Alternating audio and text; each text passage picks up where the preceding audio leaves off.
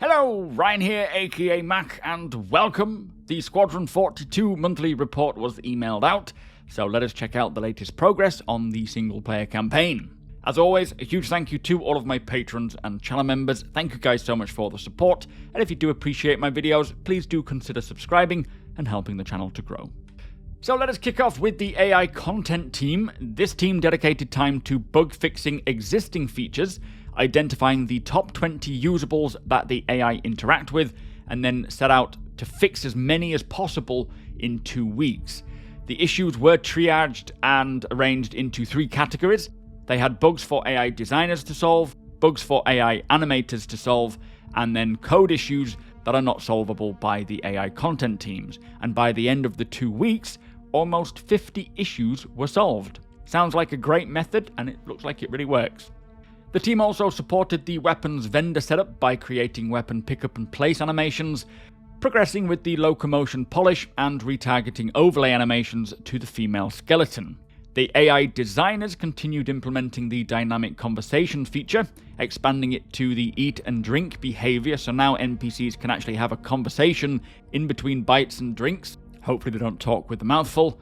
Also, engineers will now seek out other colleagues at war panels and work zones, like broken pipes for example, to start conversations. And finally, the team are currently implementing chatter for AI in bunk beds and arcade machines. It's going to be pretty interesting wandering around this Idris, or whatever the locations are in Squadron, and just simply observing the NPCs going about their business, chatting with each other, eating and drinking and working and doing their preferred leisure activities. I feel like it'll be something that I'll try and spend a lot of time doing, just to see what they do.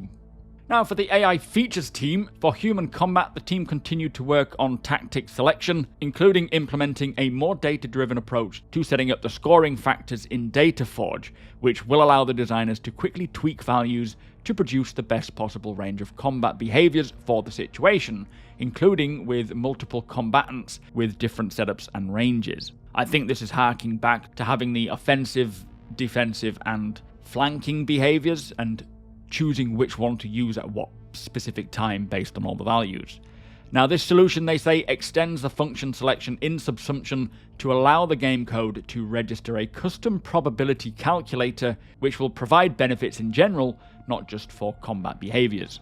Now the team also began aligning the existing perception system to a new design where the perception meter rises depending on different stimuli, for example, hearing footsteps or gunfire or seeing a target. And then over time, this meter will fall.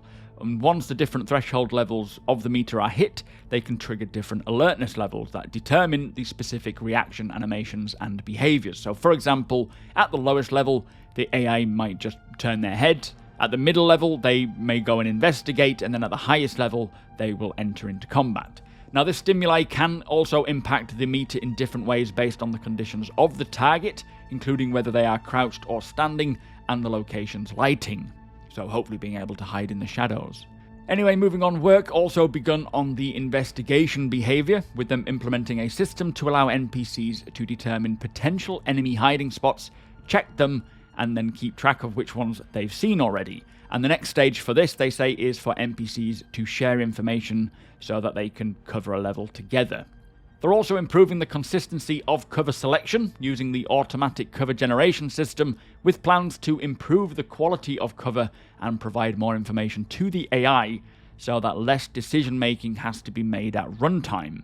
The team also blocked out animations for human AI mantling and vaulting to give NPCs more locomotion options when moving around the environment, and cleanup and timing tasks were completed for the Spec Ops animation sets. Finally, for the Vanduul, the team blocked out several animations, including piloting, and some location-specific animations used to get the Vanduul from their spawn positions into the level. So much of the necessary AI functions are now coming in, which will be very interesting to see how NPCs work in Star Citizen or Squadron compared to other games, but it sounds like they are getting the basics in with a little bit more further functionality. Now for the AI tech teams, they focused on extending the functionalities required to traverse navigation islands using special actions. This included implementing new adapters for navigation links to include mantling, jumping down and vaulting, and the team are also continuing their research and development on seamless transitions into usables, a usable being any item in the world that they can interact with. This time they implemented a cleaner, more reliable system for sharp turn animations, giving more natural movement to NPCs, allowing paths around corners. And this helps NPCs to feel heavier and show weight balancing when moving around these sharp corners. So I guess making them feel like they are actually a real body in the world and not just following a path. Progress was also made on the locomotion refactor, with the team beginning to improve how AI actors process movement, which will allow them to decouple movement requests from what processes it. This, they say, is an important change to better support multiple path followers used in different contexts. For example, actors, creatures, or NPCs being able to drive a vehicle or push a trolley, and right now they are preparing to integrate this into the Squadron 42 branch and verify that everything works as expected. And finally, for AI tech, for the subsumption editor within the sandbox tool, they implemented new functionality and stabilized the tool to finally open up the usage to all the designers, which should hopefully streamline a lot of work. So much AI work continuing on. It really does make up the bulk of the Squadron 42 monthly reports these days, which is great to see, as NPCs and their interactions are potentially what will make Squadron 42 feel so special, it seems, as building relationships and interacting with the NPCs is going to make up a large part of the game. Now, moving on to the AI vehicle teams, they finished enabling AI to use master modes, and they are now fully integrated with the ability to swap master modes when required by the operator mode that they want to use. It says the designers will soon be able to cycle modes to give AI access to higher SEM speeds when designing behaviors. So this kind of sounds like they're hooking up the abilities for NPC pilots and other members on board to use all the different modes in ships that players can. So if they're a pilot of whatever ship, they can toggle between missile operator mode, even mining mode eventually. So basically an NPC can do everything the player can. Now for the animation team, they further developed zero-G movement and navigation, adjusting the feel to give a better overall experience. It is in the works to make zero-G movement much better. No idea when we're going to see this, but it is certainly coming along. They also worked on a new SMG, additional weapons for the Master at Arms, ladder interactions, female console use, and locomotion. The new mobiGlass interactions were developed to give a more realistic feel to characters, and progress was made on the Vanduul. This time it was searching vents and climbing, so if you're hiding in a vent, be aware they can look there. And finally, on the facial side, improvements to the facial animations of the named cast members continued. Does sound like a lot of polish is going on right now just to push the quality that little bit further wherever necessary. Now, for the character art team, they focused on the remaining Navy faction outfits and progressed with the Screaming Galson's armor, who are a gang in Squadron. They are currently preparing to create the Shuban mining outfits and work with tech animation on head scans for various characters. For the weapon art team, they started the month fixing bugs, closing out around half of their backlog of bugs alongside cleanup work, but progress was also made on the Volt shotgun, pistol, assault rifle and sniper rifle, with animation work progressing with these weapons as well. Very much looking forward to seeing these weapons in the PU. They look very snazzy. I don't know if they are planning to hold them off for Squadron. I don't think so. They've not mentioned they will do, but we know they are with the P8, so we'll see. Also, the first pass animations and reviews of the new melee weapon metrics were completed. Melee weapons, that's going to be a lot of fun. Work began on some Squadron 42 faction-specific weapons, beginning with the SMG and shotgun. So I guess whatever this faction is, it could be the Screaming Galsons. They've probably converted or adjusted and customized their weapons in some way to make them Squadron 42 specific, but I wouldn't be surprised if the gangs, the weapons, everything in Squadron will eventually make its way to the PU when we are in that environment. We'll see. But finally, for the weapon art team, the military multi-tool had its white box updated with new screen positions to ensure that the UI will work for its intended gameplay.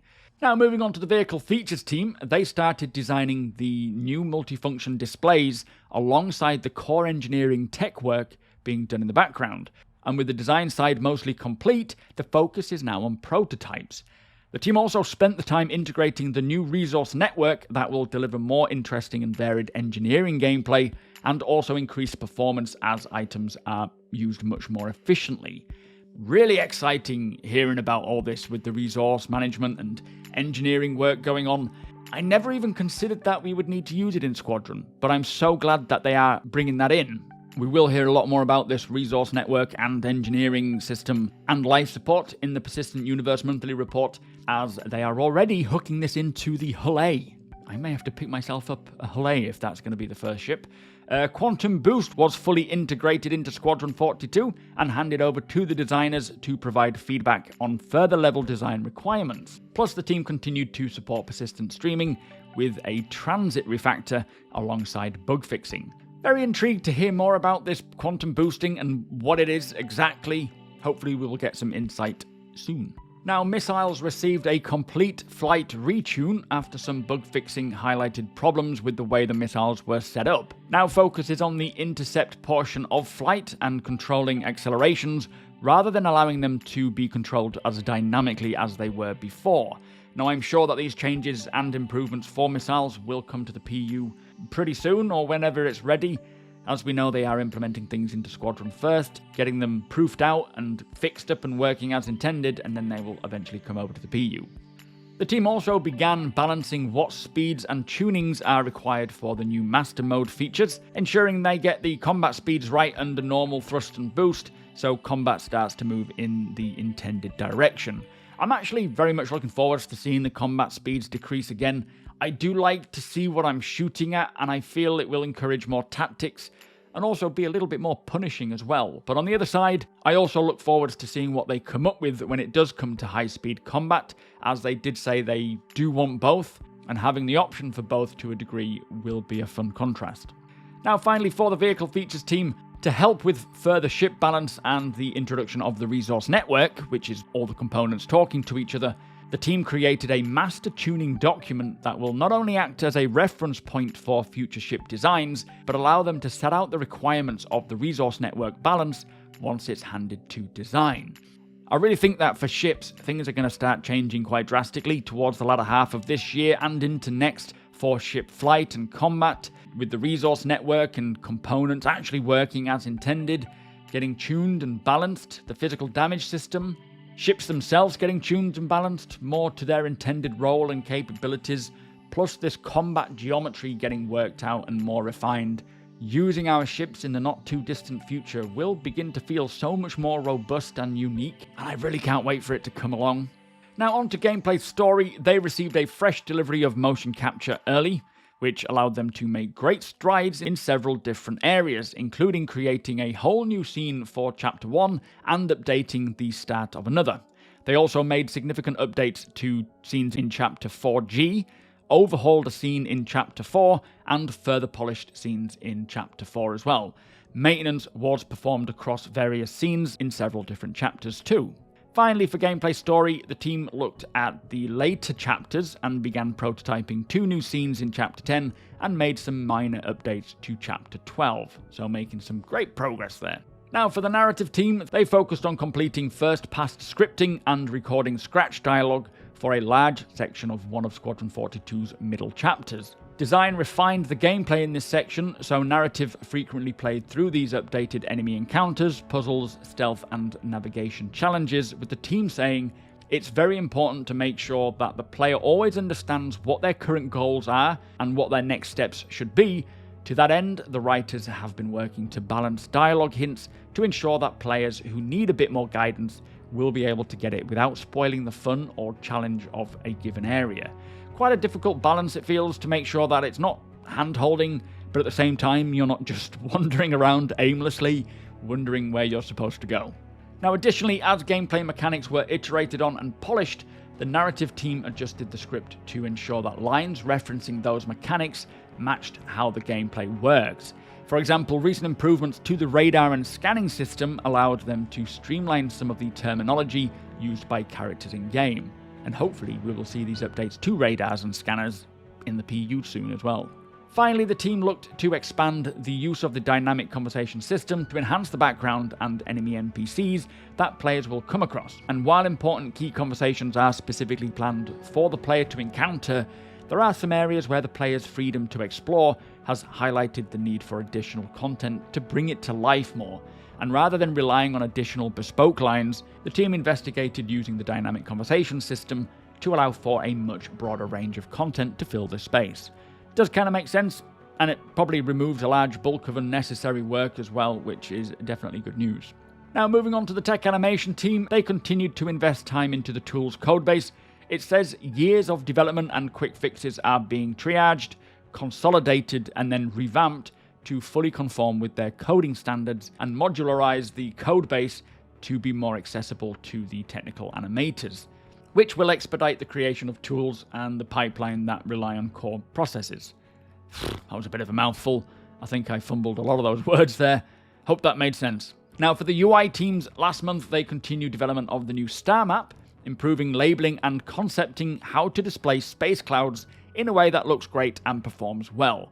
This cannot come soon enough. I hope we even get to see a little snippet or an image one of these days on maybe a monthly report or Inside Star Citizen. Still have no idea what the new StarMap looks like in any way. The artists then worked with the game designers to create concepts for several interactive UI screens found around the game. And finally, the UI team worked on new doors and airlocks specifically for Squadron 42, building them to look right in various UI styles and setting them up to support a variety of gameplay scenarios. Now, for the visual effects team, they continue to work closely with art and design, supporting all visual effect requirements for their Q3 milestones. They also spent time cleaning up and documenting one of their most crucial pipelines, the rigid body destruction. The majority of Squadron 42's destruction sequences are created in Houdini and then exported into the engine. Now, the visual requirements of the sequence determine the way it is exported with two file formats, so it's important that the pipeline is robust enough to handle the varying complexity of the destruction sequences without slowing the artists down. It really sounds like the visual effects team are doing some incredible work here, especially for the physical damage tech, allowing metal to bend and deform in a realistic manner. So it's going to be quite a moment, I think, witnessing this damage system for the first time in game. Hopefully we'll see that sometime this year, maybe with CitizenCon or whatever going on this year, as I think the bulk of the work for the physical damage tech is almost done now. I think it's only the next couple of months it will come to an end. Anyway, there you have it. That was the Squadron 42 monthly report. Lots of bug fixing and polishing, which is great to see, as this kind of means it's getting closer to completion.